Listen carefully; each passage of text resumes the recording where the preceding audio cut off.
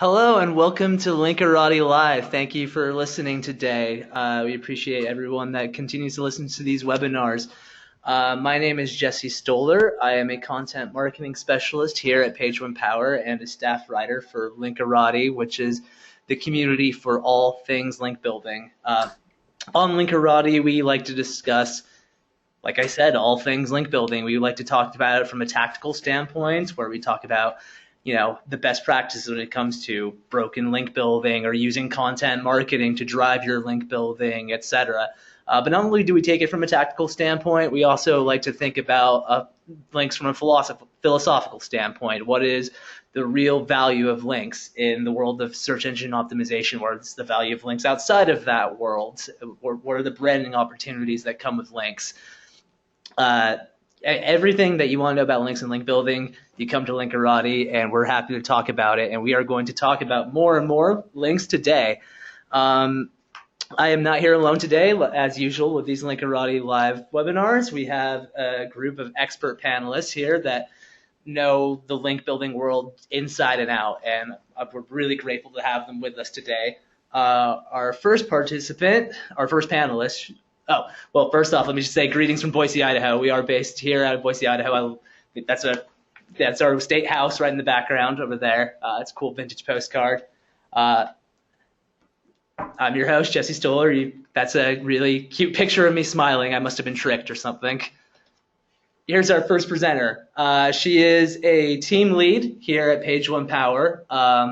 She's served a multitude of roles here in the 2 years that she's been here. Please welcome Amy Merrill.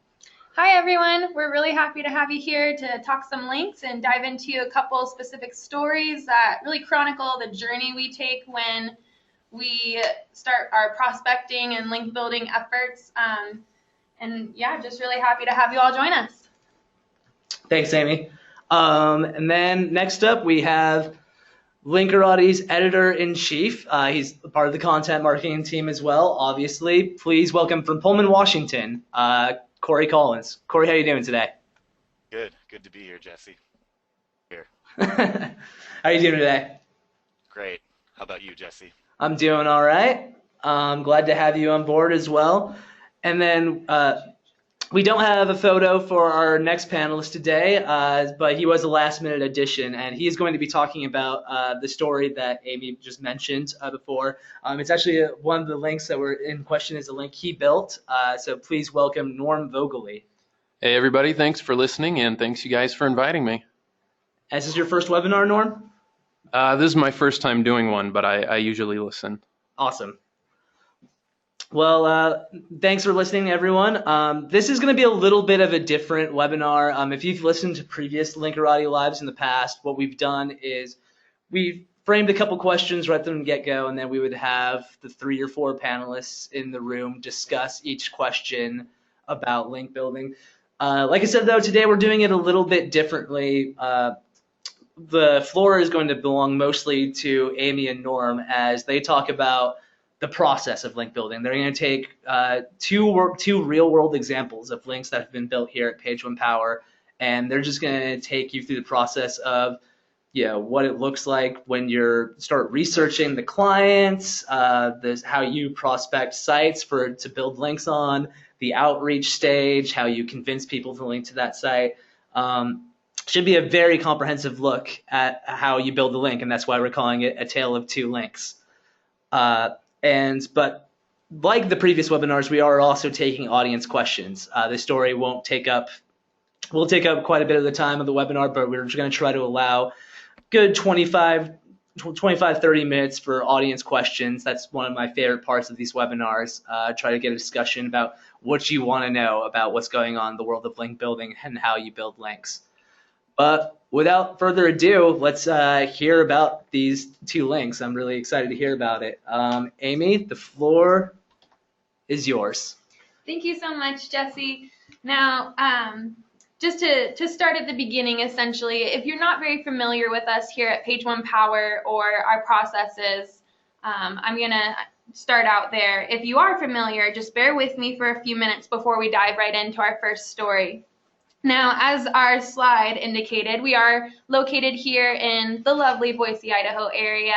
And when I say we, I mean everybody. The production floor, the link builders, the entire company is based here in one physical building where we do all of the work manually. Absolutely zero parts of the ultimate product that we present our clients with is completed by anyone outside of this building or this city. And we are extremely proud of the fact that we don't outsource and we don't cut corners. These guiding principles of doing everything essentially manually are driving principles. And speaking of driving, we tend to drive stick. So when we put our link builders, the drivers in the car in the driver's seat, every little bit, starting with the site finding to the outreach, to the final placement of the link, whether it's in content or on a resource page, is completed by an individual. And when it comes down to the core of link building, there's always going to be aspects and nuances that are more advanced. But at its essence, at its core, link building isn't a difficult thing to do. The reason companies like us exist and the reason why link builders are so important is because what makes link building hard is the sheer amount of time and output it requires. Day in, day out, we're putting in hundreds of hours combined in this building to create the ultimate packages that we present our clients with. And it certainly isn't something that a very busy business owner could manage to do at the scale that we're doing it here in this building. So when it comes down to it, the route that we take on our journey is ever changing, but our destination is often the same. Now, our route is the approach we take to link building. And so in this first story that we're going to dive into, I want to talk a little bit about the specific route this individual link builder took, and his process, and why his process is just so ideal in 2015 and moving forward into 2016 link building. So in this case, I want to talk a little bit about someone that I work directly with. His name is Marcus. He's a fantastic link builder with a lot of experience here on my team. And Marcus did something a little unique in this scenario. And I'm going to start out first with the points that aren't unique. What Marcus did is he identified a link on a page. It happened to be a broken link, and he could have simply reached out to this site owner, the woman that owns the site, and said, hey, you have a broken link on your page. Here's what I'd like you to replace it with. Thank you. Have a good day. Now, that's not necessarily a bad way to do it, but it's also not the best way. And when I said at the beginning that we don't cut corners, I certainly meant it. And Marcus did not cut any corners with this link. Instead of just going straight for the gold, he instead brought snacks on this road trip for everyone. So when I say he brought snacks, he decided to bring something to the party or to the road trip that wasn't already packed in our supplies. So instead of simply reaching out to this woman and making that simple request, what he did instead is went the extra mile, and he used a number of tools to compile a list of all the broken links on her page. He looked at it from a user experience point of view and asked himself, if I want my link on this page, how can I make this page the best page possible? And that certainly isn't just replacing one of the errors on the page, it's replacing all of them. And what he did is he compiled this list and reached out to her and said, hey, I have an entire list of links on your page that I noticed are outdated or in many cases broken. They're not working. Your users are clicking on them. They're leading them to 404 pages. I'd really like to help you with this. And so he went that extra mile by providing that list, but he didn't stop there. He then also went and found the correct unbroken landing pages and provided those as well. Now, the webmaster on her end was provided with a list of her errors and also a list of exactly what she needed to fix those errors.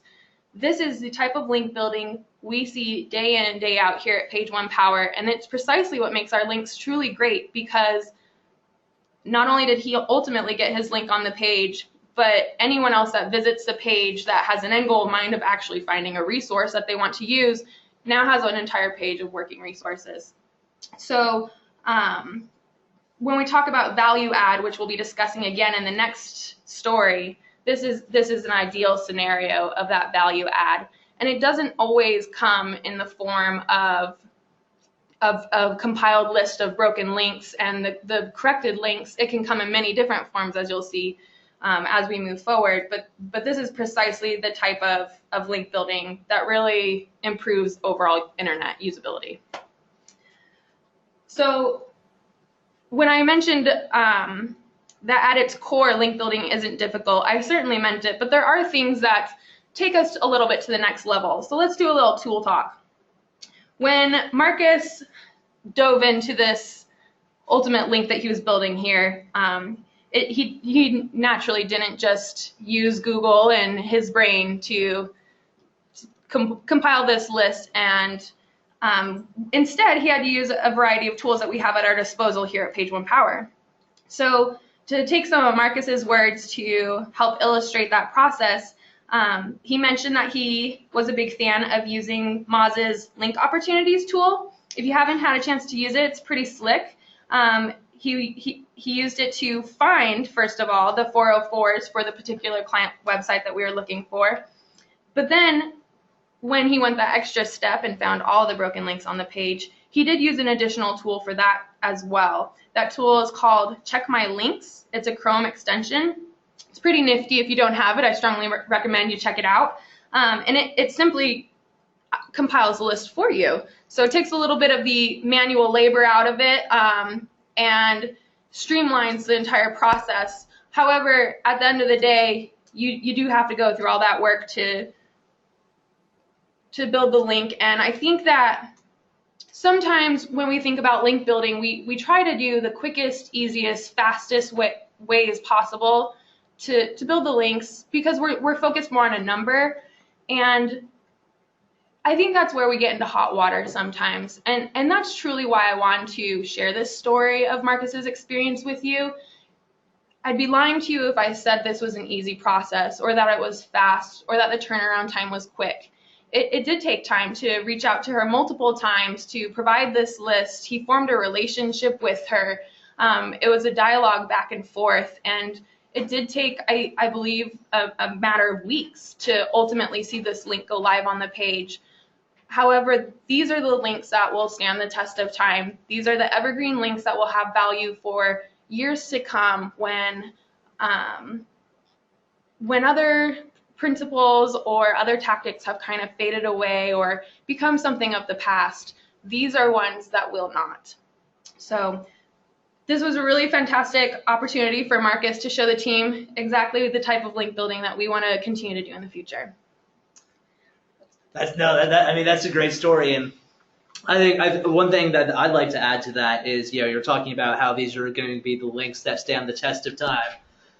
Even beyond that, yes, those links do stand the test of time, but the link building that occurred there, when Marcus reaches out to the woman that owns that site, and she responds so well, through the process of link building, that woman who now has her own, bevy of contacts, that's a great relationship that's been built that can lead to a plethora of other opportunities that have nothing to do with link building, but better, the business, better the work for, Marcus or the clients, and, create other opportunities in terms of link building. Well, and this relationship's important because here at Page One Power, we deal with a lot of different clients. Mm-hmm.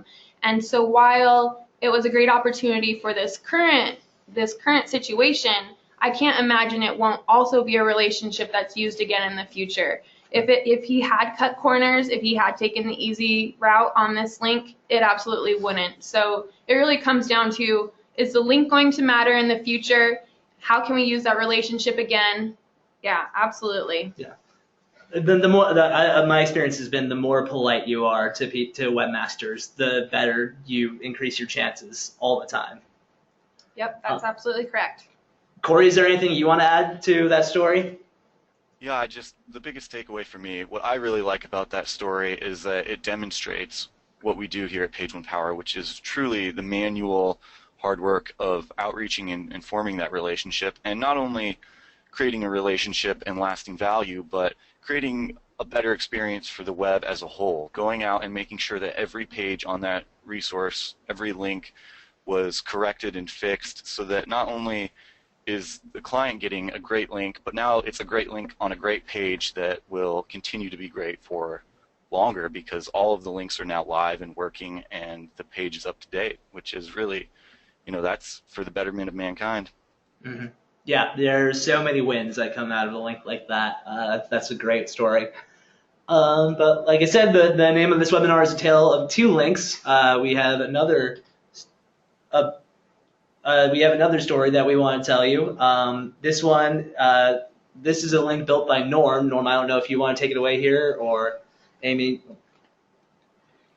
Yeah, so this link's a little bit different than the original story. So our first story was about more of a resource-based link on a physical resource page found on the internet. This next story, to kind of show the variety of links and the variety of approaches, is going to be a link based on a content opportunity. We're going to share a little bit about how we approached it and how we leveraged a relationship to build, in fact, multiple links. So I'm actually going to have Norm step in here and talk a little bit about how this original link and then the subsequent links eventually came about. Thanks, Amy. Even though it's a very different approach, I think the philosophy is the same because this whole story just hinges on relationships and building relationships. So I think the first relationship in the story would be a friend of mine and a fellow link builder here at Page One Power. He had a pre-existing relationship with a site. He'd written some content for them before. And when he reported his link, because we like to share our successes with one another, it caught my eye. So I went on the site and I took a look at it.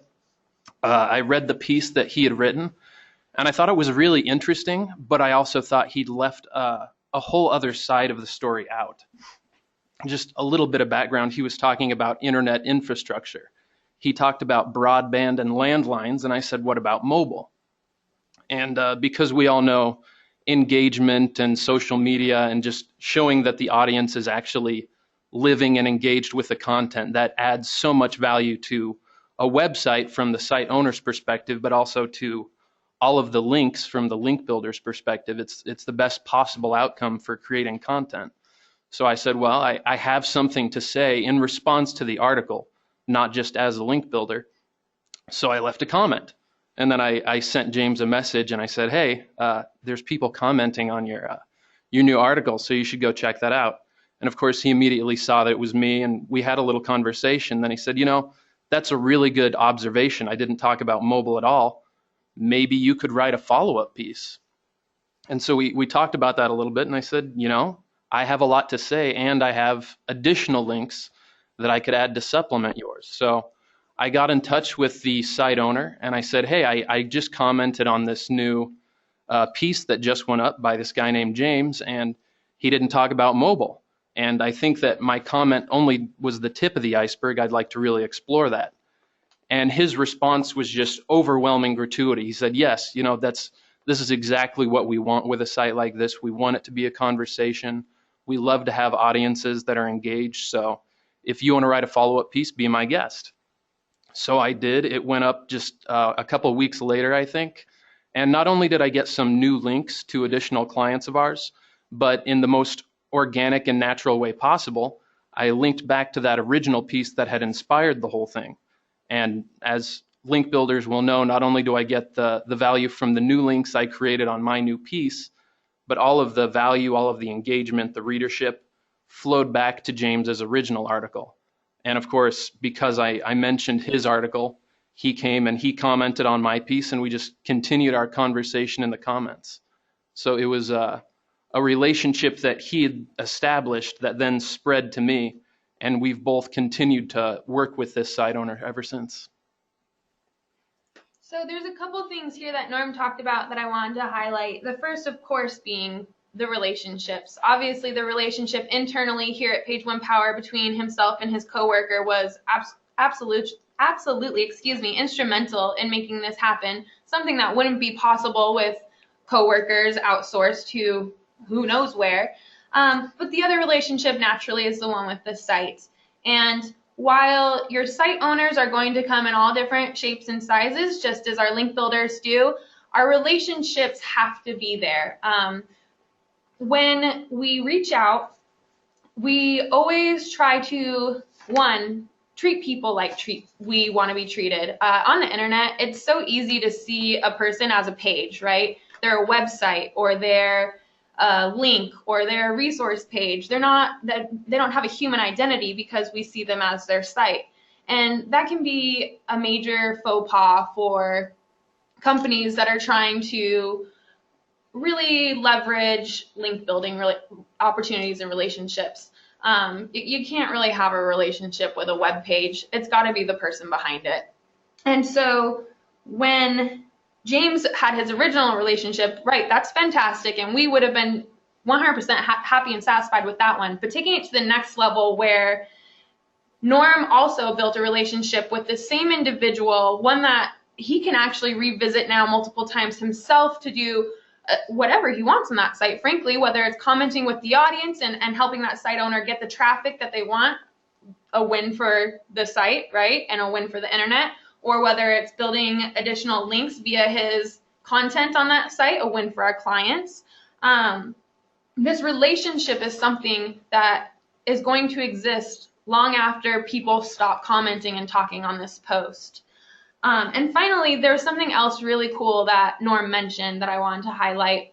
And it's when he discussed how in his follow-up piece on the site, he linked back to the original piece.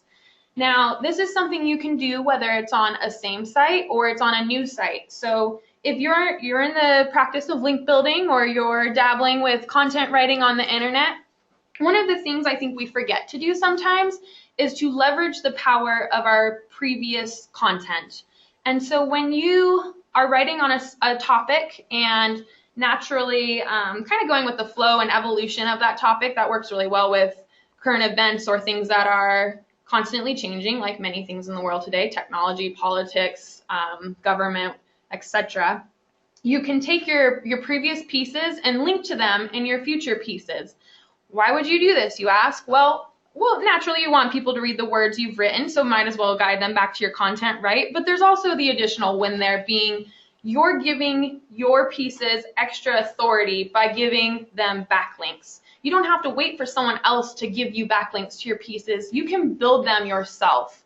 This can help raise the authority on the page of the original posting, and it can help ultimately guide more traffic there. So why not, right? It's shocking how often people miss this step, though. I think in a lot of people's minds, the link building process ends once the link goes live. But the whole point I'm trying to make with both of these stories is that it never really ends. There's no final point here. The relationship continues. If you continue to build links to your content, the authority that you can pass continues. Where you really hurt yourself is when you decide to put a cap on it or when you decide to call it quits and say, hey, this is the end of the road. I think that's absolutely right. And to kind of continue the car driving metaphor that you have going here, which I love, by the way, I think what makes Page One Power in particular a really powerful link building firm is the fact that we're not just a bunch of people randomly hitting the road in cars, but we're a convoy. And so the end of James's success, where he got that link and he delivered value, that was just the beginning of my relationship and my approach to building my own link. And so instead of just being out there fighting the wind, we have a slipstream and we're picking up one after the other and creating momentum and just really helping each other learn new skills, find different ways to approach link building and SEO, and building each other up. And so I couldn't have done it without him, but at the same time, I added value to his work when his part in it was, for all intents and purposes, finished. And I think that's where a lot of people, like you said, will quit and say, all right, I won. that's the end of the game. It's like, no, you still got cars behind you. You know, we can continue to build value and to continue to drive this thing. That's really well stated. One of the greatest things that I've experienced at Page One Power has been just the teamwork. I read about people that work as in-house link builders just on their own, and it boggles my mind. I don't know how you do it without having a team of creative people that you can bounce ideas off of, and I can't even imagine it. Yeah, I can't either. And one other point that I'd like to just quickly touch on, when you're talking about like content and engagement, and sort of linking back to your content, one thing that I think a lot of content creators forget that is just simple engagement, just like commenting on your own posts. I see it all the time because since I'm a content marketer, it's my job to look at content all over the place. When you don't comment on your own blog, it's almost like sort of when you don't comment when people are talking to you and you don't respond back, it almost seems like you're embarrassed of your own piece of content that you're not willing to talk more about, or that's all you have to say on an issue. And I think any piece of content, whether it's written or visual or any other medium, it deserves a call to action. And if you don't want to throw in a final paragraph that says, "And what do you think?"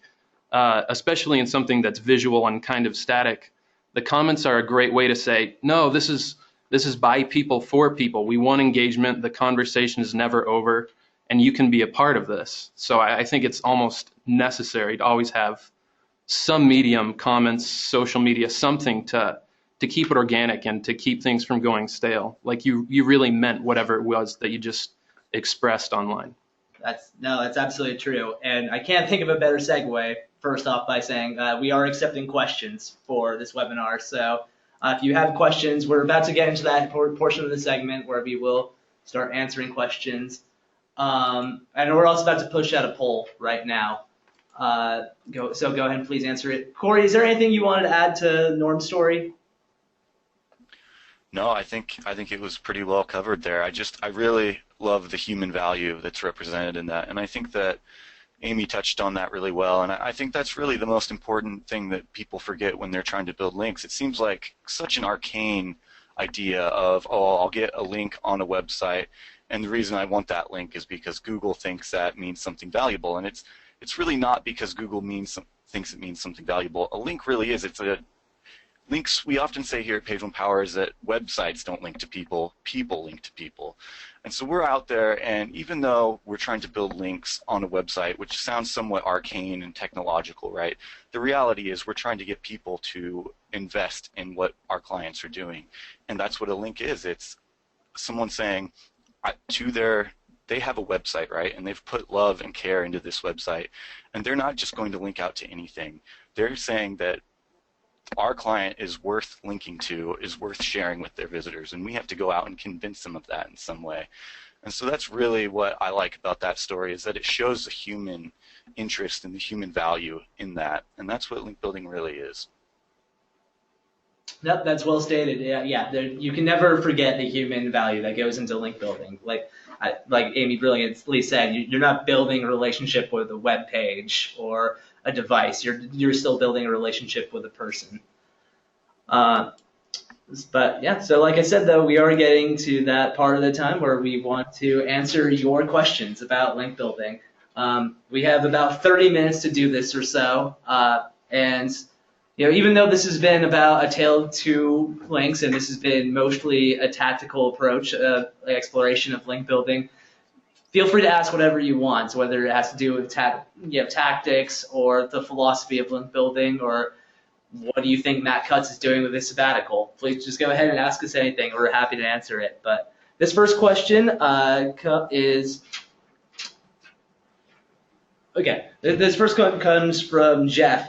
We had a question about Xeno Link Sleuth. Would you recommend the tool? Can you elaborate a bit more on broken link building?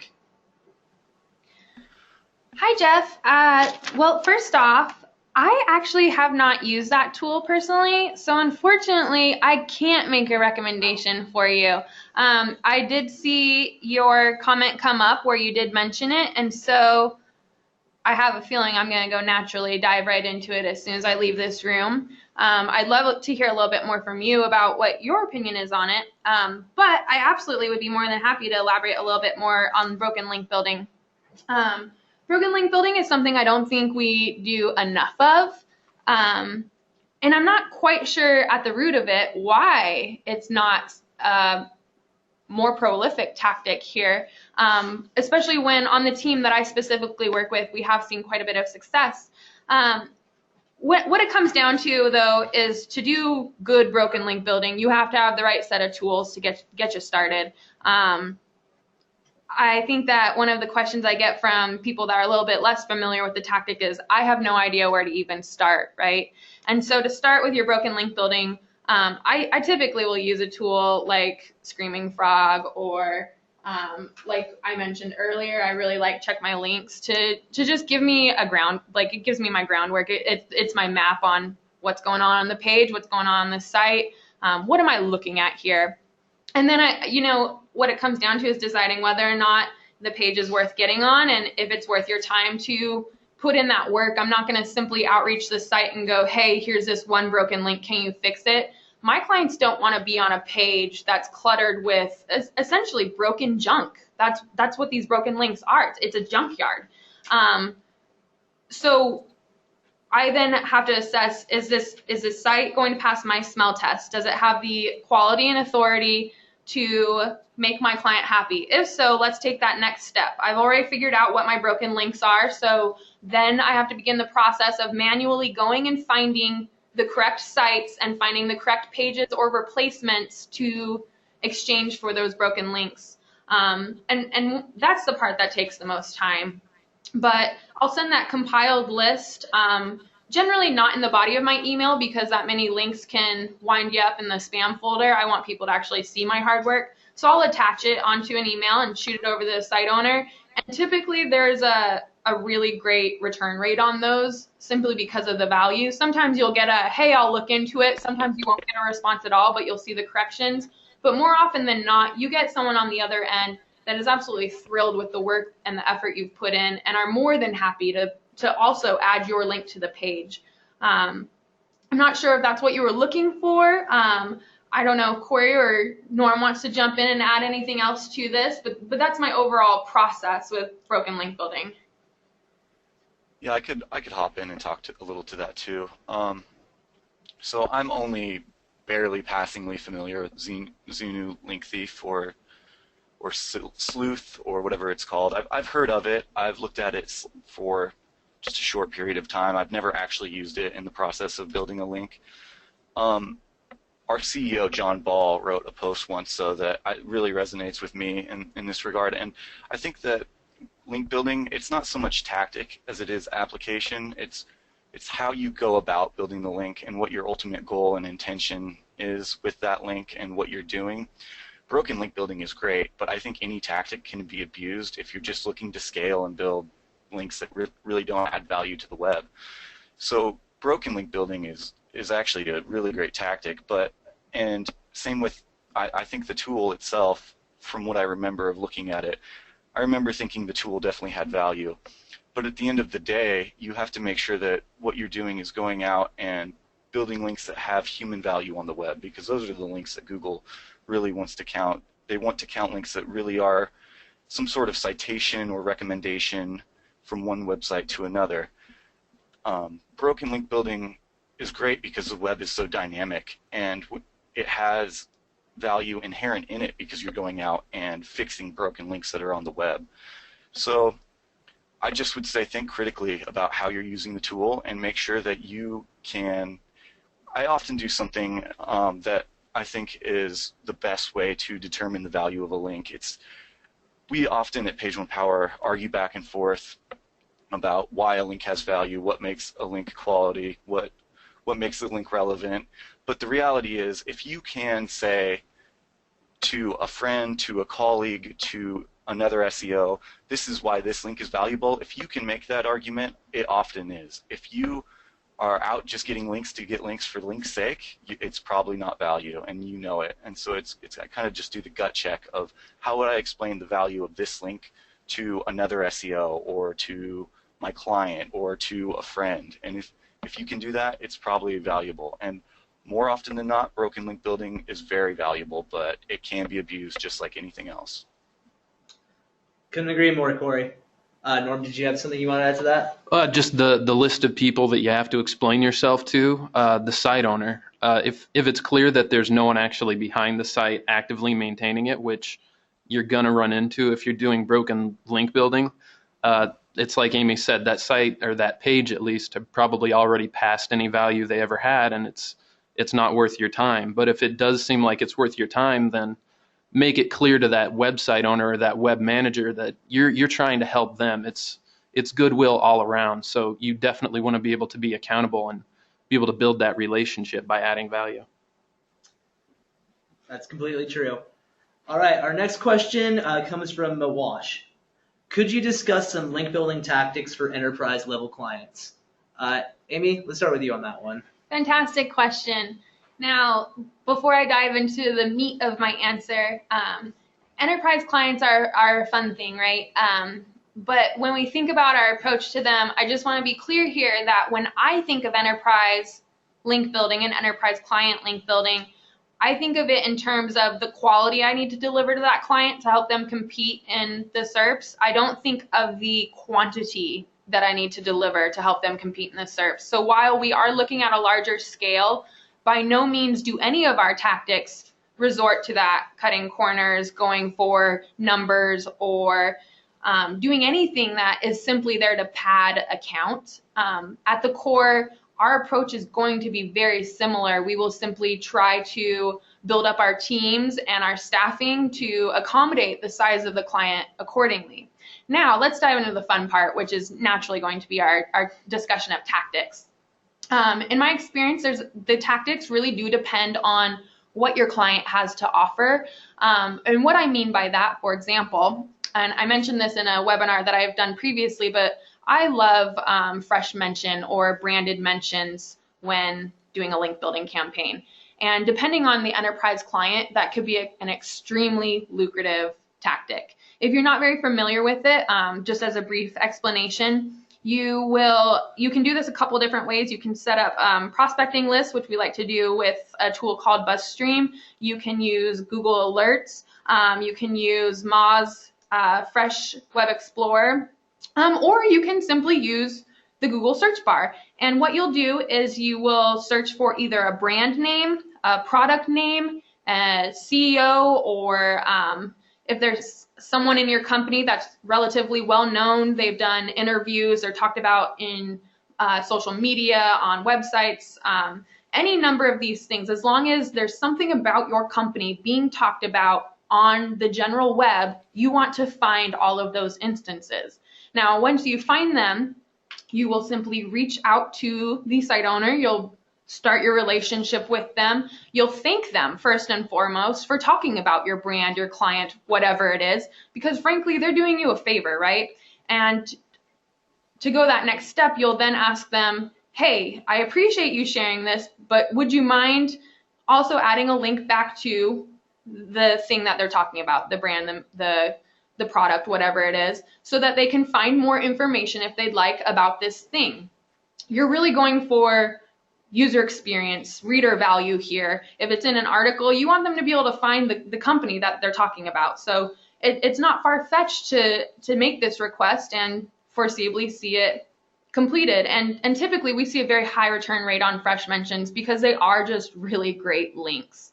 Now keep in mind, this isn't a tactic that we would then start to send out a bunch of really poorly put together template emails to ramp up. And I know I'm harping on this a little bit, but quality is just extremely, extremely important to me and to my team here. And so while there are going to be a lot of mentions essentially laying around waiting for you to come pick them up, I can't stress enough the importance of taking the time to craft an individual unique email for every instance and taking care to address the specific website, the specific owner, the person behind the article that wrote it, and not cutting corners to cheapen the experience for them. But fresh mentions far and away are my favorite. Do you have a favorite tactic you like to use for enterprise link building, Norm? I mean, fresh mentions are fantastic, and one tool that you didn't mention when you were talking about that is BuzzSumo, which is a great tool not just for finding those kinds of fresh, maybe unlinked mentions, but also just trying to understand what the online universe is that your client fits into. I mean, they have all these different filters you can use for content, for what's trending, and for what's fresh, not just mentions, but content in the area, the niche that your client occupies. And so that's one tool that you can use for whatever it is that you want to do, whether it's finding unlinked mentions or just finding websites that you should be outreaching, because the whole point of link building is to make sure that there is a connection where there should be. So being able to go out there and just find what is the relevant part of the web, the relevant audience that I should be connecting with to make sure that they're aware of this and they have that connection. BuzzSumo's a very effective way to do that. And BuzzSumo is just a lifesaver for anyone that's involved in link building, content marketing, really any form of digital marketing. I know yes, there's what you're talking about, like finding the relevancy and finding the sites that you want to be on, but it also shows you what your audience and what your community is talking about, what they're really responding to, because they group together the most popular content by shares. It's a fantastic tool. Cory, is there anything you wanted to add to this discussion? No, I just echo what Amy said. I think she really hit the nail on the head there with enterprise level clients. You really have to look at what they're already engaged in, and that's the fun part of enterprise level clients, is that they just have much more going on than a smaller company or website.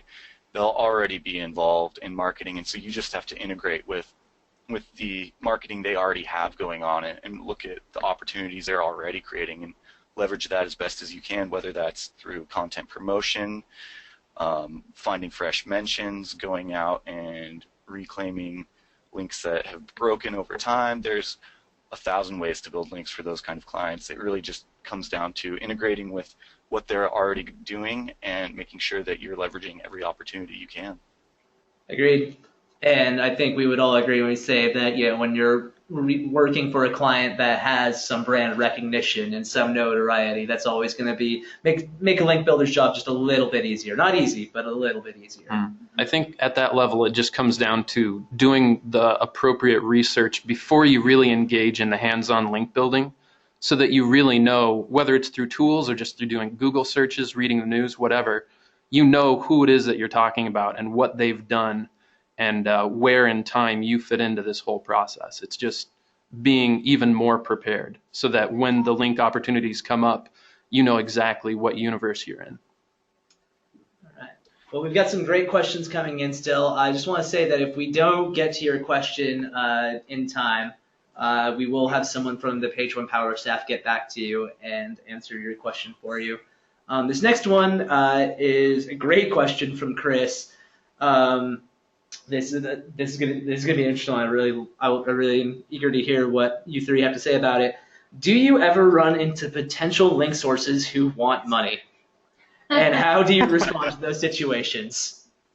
Constantly. I'm not sure exactly where this springs from. I don't know if it's people who are wise to the link building game and want to screen against that and see it as something negative that they don't want to empower, or if they really think it's a money-making opportunity and they don't realize that links are really the architecture of the web and not something that's happening on the sidelines.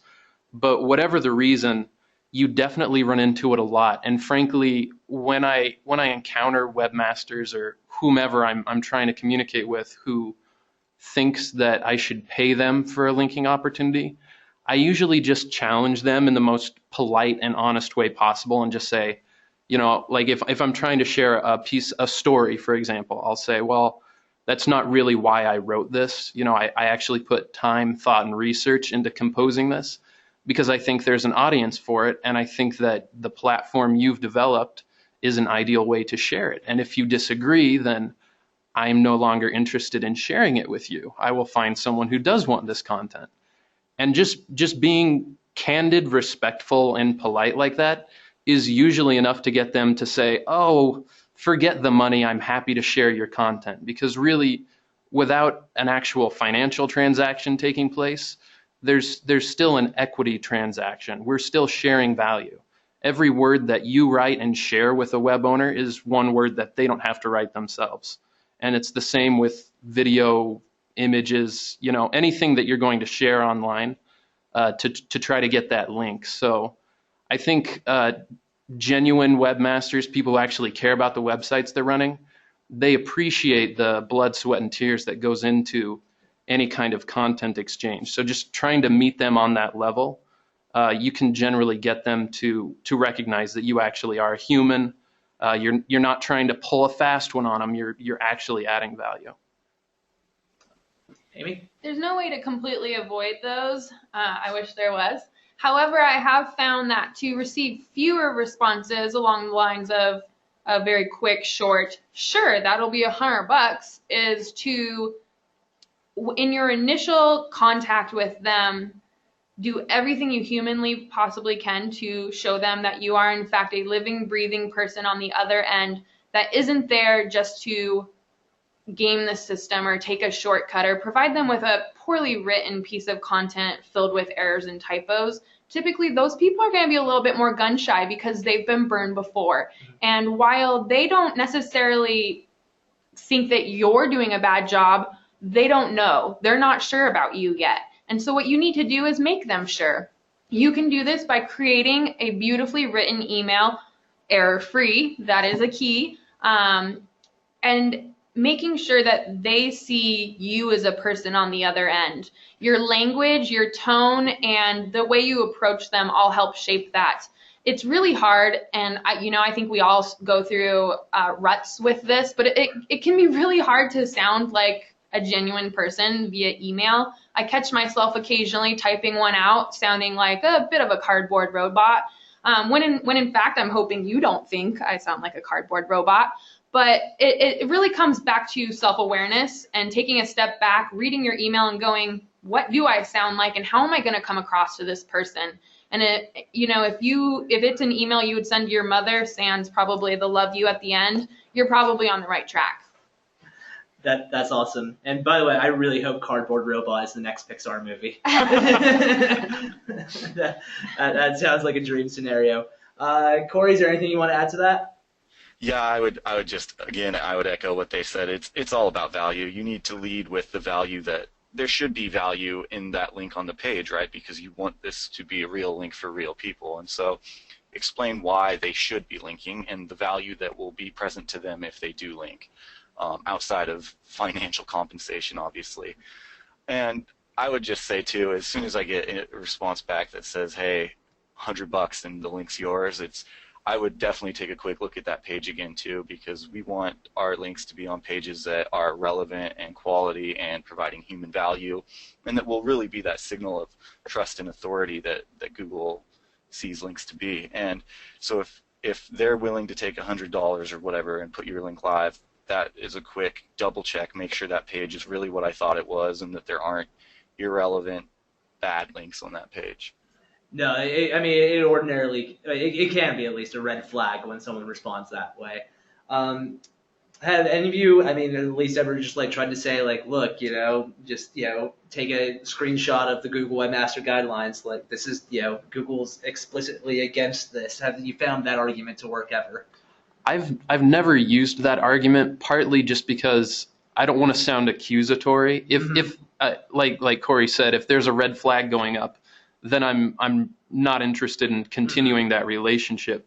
But if I'm convinced that they're just using it as a screening tactic and they're not actually trying to buy or sell links, they just want to scare me off if they want to make sure that I'm for real, I just try to show them that I'm for real. I try to be sincere human, meet them on a level that they can understand.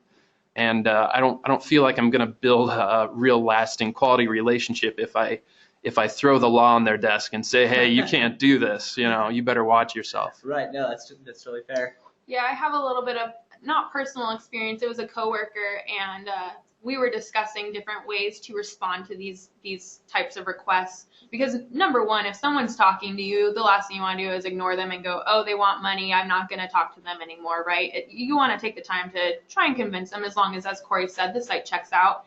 And this coworker of mine had done the screenshot of the webmaster guidelines and sent them on over, and I'm going to tell you, it didn't really go over well. Like Norm said, people don't really like to have the book thrown at them and be told, hey, by the way, you're being a jerk here, and here's my reasoning for it. Typically, even your really good friends don't like that. So if you're trying to make a new friend, chances are they're not going to react well to that. So I would probably recommend never really going that route. That's fair. All right, well, here's another question we have. This one is from Chris. What are your thoughts on sponsorship and scholarship link building? In general, do you foresee them getting devalued by Google, I'm assuming you meet the tactics, in any way, or are they safe for the most part? I would like to just speak to this for a second, if I may. I would, again, say what I said earlier, is that I think link building is much more about application and not tactic. I think there are a million tactics that work and work well, and those exact same tactics can be abused. Sponsored links and scholarship links, there's a little bit of gray line in terms of there's money involved, and so does Google consider that a paid link? And I would say no, not unless you're just really abusing the tactic. Will Google ever approach that as a paid link? And maybe that's a bit too black and white. There's a lot of gray area in what we do. I would say if your client is already providing a scholarship or already doing something noteworthy, that's the kind of opportunity you should be leveraging for links. You want links that add value to your client and to the web. If you're just out, how can I scale links as much as possible? And oh, by the way, I want edu links because those are supposedly more powerful, then you're going down the wrong road and you're going down the wrong path.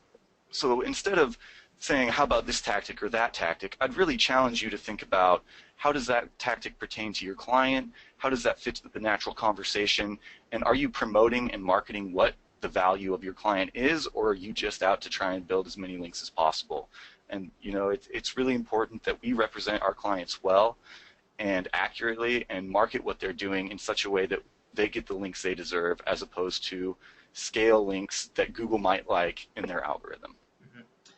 Yeah, no, I just want to quickly add to the idea of, it comes down to application and scale. I mean, if you are zoning in so hardcore on just one sort of tactic, whether it be scholarships or sponsorships, not only are search engines going to possibly construe that as manipulation, but you're just leaving so many great business opportunities and link building opportunities on the table as well.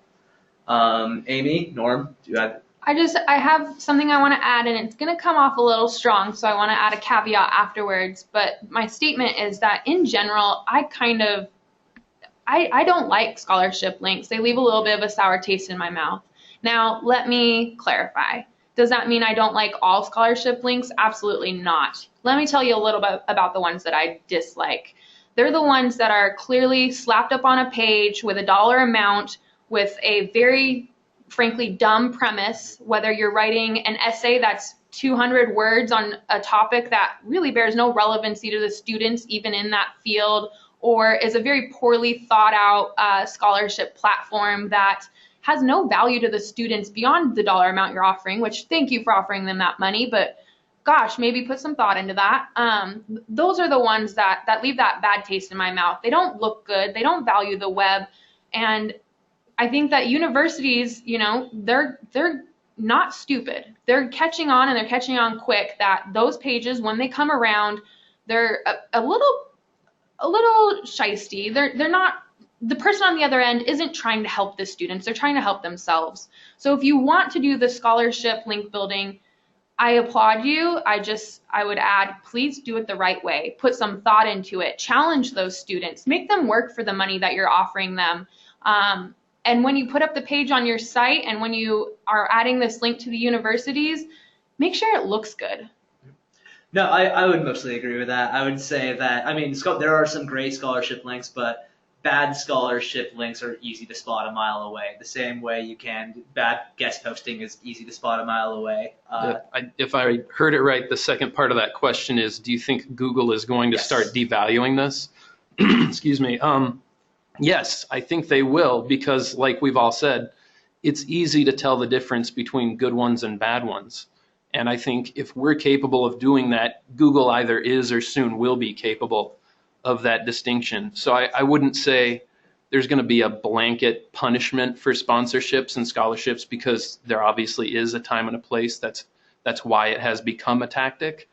But I would say that if you're leaning more towards this exists to build a link and not the content on this page was sponsored because the sponsor believes in it, this scholarship opportunity is here because we want to help students and this is a way to reach them, Google will be able to tell that you're not being genuine with those when you're doing it for the link. And I think that they will devalue that. Right on. Well, thank you, Norm. We're actually coming up to, that's pretty much wrapping. That's it. That's closing time for us. I want to thank everyone that submitted a question. We have a couple more questions, but like I said, we weren't able to get to all of them, but we will have someone from the Page One Power staff contact you in very shortly to answer that question for you. I want to thank everyone that participated in today's webinar. Thank you very much to Norm Vogele, Amy Merrill, and Cory Collins. We hope you've learned a lot about link building. We're so happy that you listened. We were really glad to answer your really great questions. Those are some really interesting ones. We've never had anything about paid links or scholarship links. That was our first one of these webinars. Like I said, I'm Jesse Stoller. Thank you for listening to Linkarati Live. Have a great rest of your day.